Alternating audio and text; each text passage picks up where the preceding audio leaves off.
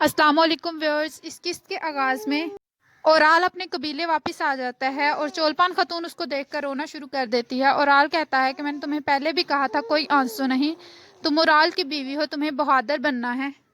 ترگت بتاتا ہے کہ ارطغرل نے کہا ہے کہ یہ آج رات آپ کے ساتھ اپنے قبیلے میں گزاریں گے، اور پھر اورال اپنے والد کی میت کے پاس آ جاتا ہے۔ اورال آلیار کو کہتا ہے فکر نہ کرو، میں ہمیشہ کے لیے واپس نہیں آیا، تمہیں یہ دن ہمیشہ یاد رہے گا اور تم ہمیشہ ناخوش رہو گے، تمہاری وجہ سے میرے بابا کی موت ہو گئی۔ آلیار کہتا ہے کہ وہ میرے بھی بابا تھے بھائی۔ اورال کہتا ہے قیامت والے دن میں تمہارا گریبان پکڑوں گا، ایک طرف بابا کا ہاتھ ہوگا اور ایک طرف میرا۔ آلیار کہتا ہے وہ تو اللہ کو ہی پتا ہے کہ آخرت میں کون بخشا جائے گا۔ اورال کہتا ہے تم کبھی بھی خوش نہیں رہ پاؤ گے۔ آلیار وہاں سے اٹھ کر باہر آ جاتا ہے، ترگت کو کہتا ہے کہ تم نے میرے بھائی کو یہاں لا کر بہت اچھا کیا، اللہ آپ سے راضی ہو۔ ترگت کہتا ہے اللہ تعالیٰ ارطغرل صاحب سے بھی راضی ہو۔ ارطغرل بھائی چاہتے ہیں کہ آپ سردار بن جائیں اور وہ آپ کے ساتھ متحد ہونا چاہتے ہیں۔ آلیار کہتا ہے کہ جنازے کے بعد میں جرگہ بلاؤں گا۔ دوسری طرف اورال اپنی بابا کی میت کے ساتھ باتیں کر رہا ہوتا ہے اور کہتا ہے کہ میرے دکھ کی وجہ سے آپ اس دنیا سے چلے گئے۔ اتنے میں قتلوجہ وہاں پر آ جاتا ہے۔ استہان کہتی ہے تم یہاں سے دفع ہو جاؤ۔ آلیار کہتا ہے کہ یہ یہاں پر محافظوں کے ساتھ کھڑا رہے گا۔ استہان کہتی ہے کہ میں کیوں حیران ہوں کہ آپ میرے بھائی کو تکلیف دینے کے لیے ہر حد تک جا سکتے ہیں۔ اور پھر وہ ترگت اور قتلوجہ کو کہتی ہے کہ تم دونوں یہاں سے نکل جاؤ، میرے بابا کا خیمہ چھوڑ دو۔ قتلوجہ کہتا ہے کہ میں نہیں چھوڑ سکتا۔ آلیار کہتا ہے کہ یہ میرا حکم ہے اور ترگت میرا مہمان ہے، تم ان کو اس طرح نہیں کہہ سکتی، اس لیے تم اپنی حد میں رہو۔ اسلحان غصے سے وہاں سے چلی جاتی ہے۔ دوسری طرف ہانلی بازار کا سین شروع ہوتا ہے۔ بمسی باورچی خانے میں گھس کر کھانا کھا رہا ہوتا ہے، ارطغرل اس کے پیچھے آ جاتا ہے۔ ارطغرل بمسی کو آوازیں دیتا ہے لیکن وہ نہیں سنتا۔ ارطغرل اس کے پاس جا کر کندھے پر ہاتھ رکھتا ہے اور ارطغرل کو بمسی کہتا ہے آپ بیٹھے، میں آپ کے لیے شربت لاتا ہوں۔ ارطغرل کہتا ہے تم اتنے مختلف کیوں دکھائی دے رہے ہو؟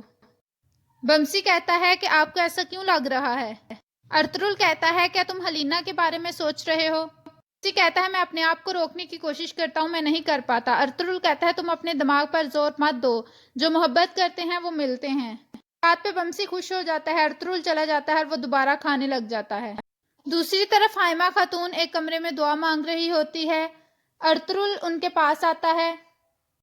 ارطغرل اپنی والدہ کو کہتا ہے آپ ابھی تک سوئی کیوں نہیں، مجھے پریشانی ہو رہی ہے۔ حائمہ خاتون کہتی ہیں کہ جب سے سلیمان شاہ فوت ہوئے ہیں میری نیند مجھ سے روٹ گئی ہے۔ ارطغرل کہتا ہے کہ میری نیند بھی مجھ سے آج روٹ گئی ہے، مجھے لگ رہا ہے کہ جاندار صاحب شاید میری وجہ سے چلے گئے ہیں۔ حائمہ خاتون کہتی ہیں کہ اس کی قسمت میں لکھا ہی اس طرح سے تھا، انصاف قائم کرنے کے لیے بہت سے قربانیاں دینی پڑتی ہے، شاید یہ بھی ان میں سے کوئی قربانی تھی، جاؤ بیٹے جا کر سو جاؤ۔ اس کے بعد ارطغرل وہاں سے چلا جاتا ہے۔ دوسری طرف جاودار قبیلے میں اورال اور اس کی فیملی کے ساتھ باقی سرداران تعزیت کر رہے ہوتے ہیں۔ تمام سرداران اورال کے ساتھ تعزیت کرتے ہیں۔ اس کے بعد ترگت کہتا ہے اورال اب جانے کا وقت آ گیا ہے۔ ترگت اس کو ہتھ کڑی پہناتا ہے۔ چولپان کے آنکھوں میں آنسو آ جاتے ہیں۔ اورال کہتا ہے میں نے تمہیں کیا کہا تھا، تم نے رونا نہیں ہے۔ اس کے بعد وہ اسلحان کو کہتا ہے کہ تمہیں اپنی بابی کا خیال رکھنا ہے اور میرے ہونے والے بچے اور اپنے بھتیجے کا بھی۔ اورال آلیار کو کہتا ہے میں تمہیں اپنی دعائیں نہیں دوں گا۔ آلیار کہتا ہے بھائی لیکن میں آپ کو اپنی طرف سے دعائیں دیتا ہوں۔ اس کے بعد اورال کو قبیلے سے لے کر ہانلی بازار کا رخ کرتے ہیں۔ اس طرف ہانلی بازار میں حلیمہ ارطغرل کے لیے شربت بنا کر لے کے آتی ہے۔ حلیمہ کہتی ہے یہ شربت پیئے، یہ آپ کو ان مشکل دنوں میں ٹھنڈا رکھے گا۔ ارطغرل کہتا ہے کہ میں نے تمہیں دیکھ لیا، مجھے تمہیں دیکھنے سے ہی خوشی مل جاتی ہے۔ حلیمہ کہتی ہے میں اور میرا بچہ بھی آپ کے اس طرح محبت سے دیکھنے سے خوش ہو جاتے ہیں۔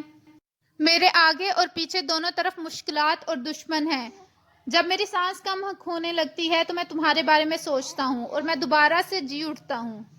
تمہاری آرزو میرے لیے ہمیشہ کبھی بھی کم نہیں ہوتی۔ حلیمہ کہتی ہے کہ میری سب سے بڑی خواہش یہی ہے کہ میں آپ کے لیے باعث سکون بنوں۔ آج کا دن آپ کے لیے مشکل ہے لیکن اس کے بعد پھر اچھے دن آئیں گے اور ہم اسی طرح جیسے پہلے گھوڑے پر پہاڑوں کا رخ کرتے تھے اسی طرح ہم چل لیں گے۔ ارطغرل کہتا ہے تمہارے آنے سے میں دوبارہ سے تازہ دم ہو گیا ہوں۔ تمہارا بہت شکریہ کہ تم میرے لیے خوشیاں لے کر آئی ہو۔ اور پھر حلیمہ وہاں سے چلی جاتی ہے۔ دوسری طرف کارا چائسر قلعے کا منظر شروع ہوتا ہے۔ حاجت اران کارا چائسر قلعے میں ایک دکان کرائے کے لیے مانگ رہا ہوتا ہے۔ ایک آدمی اسے ایک دکان کا بتاتا ہے اور کہتا ہے کہ اس کے نیچے گندام بھی ہے۔ حاجت اران کہتا ہے کہ ٹھیک ہے۔ وہ آدمی پوچھتا ہے کہ آپ کس قسم کی تجارت کرتے ہیں؟ وہ کہتا ہے کہ میں پوری دنیا گھومتا ہوں اور لوگوں کو سامان دے کر خوش کرتا ہوں۔ کہتا ہے کہ یہ دکان گورنر کی ہے اور اب آپ حلینا سے اس کے کرائے کے بارے میں بات کر لیجئے گا۔ حاجت اران کہتا ہے ٹھیک ہے۔ دوسری طرف جاودار قبیلے میں چولپان خاتون چیخیں مارنا شروع ہو جاتی ہے۔ اسلحان اس کے پاس آتی ہے۔ دوسری طرف باتوہان پر جاودار قبیلے کے سپاہی حملہ کر دیتے ہیں۔ باتوہان ان سے کہتا ہے اپنی تلواریں نیچے پھینک دو، تم لوگ میرے بھائی ہو، میں تم لوگوں پر تلوار نہیں اٹھانا چاہتا، لیکن میں بتانا چاہتا ہوں کہ میں غدار نہیں ہوں، میں نے صرف اورال کا حکم مانا ہے۔ میں تم لوگوں کے ساتھ مل کر دوبارہ اپنے جاودار قبیلے کو مضبوط بنا دوں گا۔ کہتے ہیں کہ اورال کا ہانلی بازار میں سر اتر جائے گا اور وہ اپنے گناہوں کو دھو لے گا۔ دوسری طرف اسلحان چولپان کو دائی کے پاس لے کر جاتی ہے۔ دائی اس کو چیک کرتی ہے اور بتاتی ہے کہ چولپان خاتون کا اب بچہ نہیں رہا، ان کا کافی خون ضائع ہو گیا اور ان کو آرام کی ضرورت ہے۔ اسلحان رونا شروع ہو جاتی ہے۔ دوسری طرف جاندار صاحب کے خیمے میں سردار کے لیے جرگہ بلایا گیا ہوتا ہے۔ آلیار کہتا ہے میں اللہ کے نام سے شروع کرتا ہوں۔ جیسا کہ آپ جانتے ہیں کہ میرے والد اس دنیا میں نہیں رہے اور ہماری روایت میں ہے کہ جیسے ہی ایک سردار اس دنیا سے چلا جاتا ہے تو دوسرے سردار کا انتخاب کیا جاتا ہے۔ اتنے میں اسلحان خاتون وہاں آ جاتی ہیں اور وہ کہتی ہیں کہ تمہیں یہاں پر سردار بننے کا بھوت سوار ہوا ہے۔ ابھی میرے بابا دنیا سے گئے ہی تھے اور اس کے بعد 2 لاشیں اور آنے والی ہیں۔ سرداران پوچھتے ہیں ایک تو اورال کی لاش ہوگی، آپ دوسری کس کی بات کر رہی ہیں؟ اسلحان کہتی ہے کہ میرے بھائی نے ابھی وہ اس دنیا سے گئے ہی نہیں تھے کہ انہوں نے اپنا بچہ بھی کھو دیا ہے۔ اور آلیار تم اور ارطغرل ان تمام اموات کی وجہ ہو، تم لوگوں نے 3 جانوں کا ضیاع کیا ہے اور اللہ تعالیٰ تم لوگوں کو اس کے بارے میں ضرور پوچھے گا۔ کہہ کر اسلحان غصے سے وہاں سے چلی جاتی ہے اور آلیار پریشان ہو جاتا ہے۔ دوسری طرف سپاہی باتوہان کے قریب آ جاتے ہیں اور اس کے گلے پر تلوار رکھ دیتے ہیں۔ اسے کہتے ہیں کہ ہمیں تمہیں قبیلے لے کر جانا ہوگا۔ باتوہان کہتا ہے کہ مجھے اورال نے سونے کی کان پر حملہ کرنے کے لیے کہا تھا جو کہ ارطغرل صاحب کے انڈر ہے، تو مجھے اورال صاحب کی طرح اس دنیا سے ختم کر دو یا پھر ہم مل کر اپنے قبیلے کو اس سونے سے مضبوط بنائیں گے۔ اسی طرف ہانلی بازار کا سین شروع ہو جاتا ہے۔ اورال کو سزا دینے کے لیے سب سرائے کے باہر موجود ہوتے ہیں۔ اورال ارطغرل کو کہتا ہے کہ مجھے جلدی سے سزائے موت دے دو، اس سے پہلے میرے خون میں تمہارا تمام خاندان بہہ جائے۔ ارطغرل ترگت کو کہتا ہے کہ اسے یہاں سے لے جاؤ۔ اتنے میں ڈول بجنے لگتا ہے اور ہانلی بازار میں ویسولس لاسکیرس اور پیٹروس کو لے کر آ جاتا ہے۔ تمام لوگ اس کی طرف دیکھنا شروع ہو جاتے ہیں۔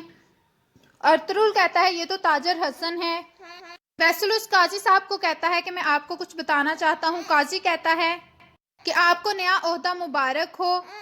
حائمہ خاتون کو کہتے ہیں کہ لگتا ہے اب ایک اور نیا مسئلہ شروع ہونے والا ہے۔ ویسولس کہتا ہے کہ میں نے تفتیش کی ہے اور میں جس نتیجے پر پہنچا ہوں میں اس کے بارے میں آپ کو بتانا چاہتا ہوں۔ اتنے میں دوبارہ ڈول بجنے لگتا ہے اور سعادتین کو پیک اپنی فوج کے ساتھ وہاں پر آن پہنچتا ہے۔ ویسولس کو کہتا ہے کہ تم نے سزائے موت کو کیوں روکا ہے؟ بتاتا ہے کہ میں نے دوبارہ سے تفتیش کرائی ہے اپنے گورنر کی موت کی اور میں اس نتیجے پر پہنچا ہوں کہ یہ غدار پیٹروس نے لاسکیرس کے ذریعے گورنر کی موت کروائی ہے۔ میں اورال صاحب سے اپنے تمام الزامات واپس لیتا ہوں کیونکہ میرے شہنشاہ نے مجھے امن کے پیغام کے لیے بھیجا ہے یہاں پر، اس لیے میں وقت پر پہنچ گیا اور میں چاہتا ہوں کہ اس کے ذمہ داروں کو اس کی سزا دی جائے۔ سعادتین کو پے کہتا ہے اب ہمیں اورال کو رہا کرنا چاہیے۔ ارطغرل کہتا ہے تمہارے پاس کیا ثبوت ہے؟ وہ کہتا ہے کہ سیمون کی وہ کاپیاں مجھے پیٹروس کی جائے قیام سے ملی ہیں۔ اتنے میں وہاں پر حلینا بھی آ جاتی ہے۔ اورال کہتا ہے کہ میں بے گناہ ہوں، اب تو ارطغرل تمہاری سازشیں بے نقاب ہوگی۔ ویسولس حلینا کو کہتا ہے کہ تم پر جب حملہ ہوا تھا اور افسر اعلیٰ کا قتل کس نے کیا تھا؟ کیا تم ان آدمی کو جانتی ہو؟ وہ پیٹروس کو دیکھتی ہے اور اسے یاد آ جاتا ہے۔ وہ کہتی ہے کہ اس آدمی نے ہی افسر اعلیٰ کا قتل کیا تھا اور ہم پر حملہ کیا تھا۔ ویسولس حلینا کو بتاتا ہے کہ پھر یہی تمہارے بابا کا بھی قاتل ہے۔ अर्तुगरुल उनसे पूछगिछ करने की कोशिश करता है। इतने में वैसुलुस अपना खंजर निकालता है और वो लास्कैरस का गला उतारता है पहले, और उसके बाद वो पेट्रोस को वहां पर कत्ल कर देता है और वो कहता है कि इनका काम तमाम हुआ और मेरे गवर्नर का बदला पूरा हुआ। और यहाँ पर इस किस्त का इख्तिताम होता है। वीडियो पसंद आए तो लाइक करिएगा, कमेंट करके बताइएगा कैसी लगी एपिसोड, और मेरा चैनल सब्सक्राइब कर दीजिएगा। Thank you. अल्लाह हाफिज़।